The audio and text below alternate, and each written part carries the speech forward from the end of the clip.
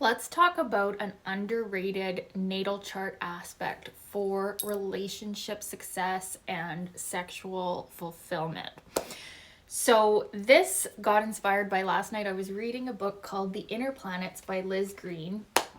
She's like a classic astrologer, really, really good book on Saturn as well. She has. So she was talking about how a harmonious aspect in your natal chart between Venus and Mars shows that on an inner unconscious level, you believe in relationships that you can have your cake and eat it too. And that was the exact phrasing that she used.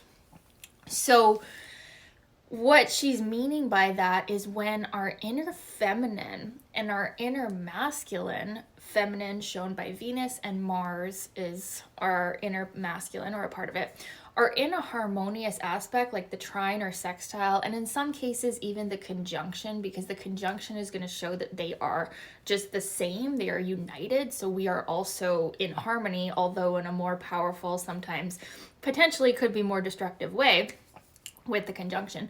So when we have that internal masculine and feminine harmony in relationships, we naturally know how to balance our giving and our taking. And what we can see with these aspects in the natal chart is someone who's very comfortable with letting someone else take the lead at times and then taking the lead at other times. So there's a really like a switch energy where we can either be the dominant one or we can be the submissive one, or we can let someone else receive all the pleasure in bed, or we can be the receiver of pleasure. And there's no hard feelings about that. We feel like we get to have both. We get to please at the same time we are being pleased, which is beneficial to have because there's this natural ease with give and take and relating. And this can extend to all types of social relationships as well. This can extend to friendships,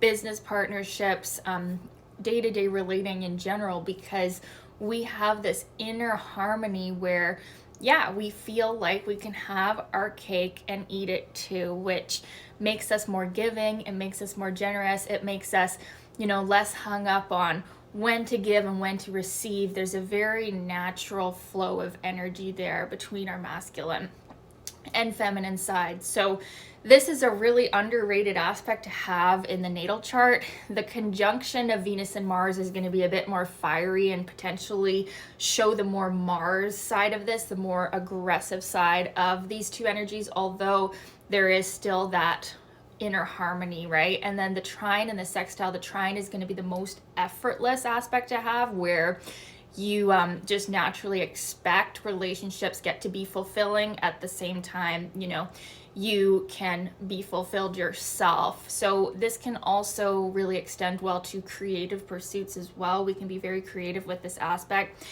And we know like the right time to create versus the right time to lay low.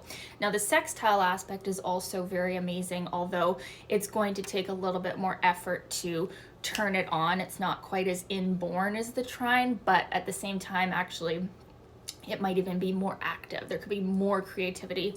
And with all Venus-Mars aspects, there's a lust for life.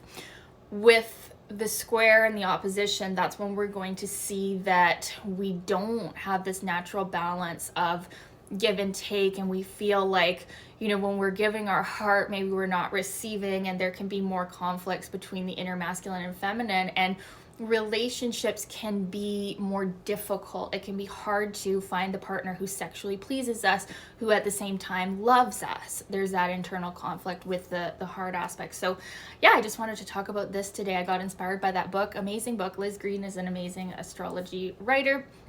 And very underrated aspects. I have the trine and in fire. So you want to look at the element too that the conjunction or the trine or the sextile are in, and that is the ease in expression or the flow there between your inner masculine and feminine.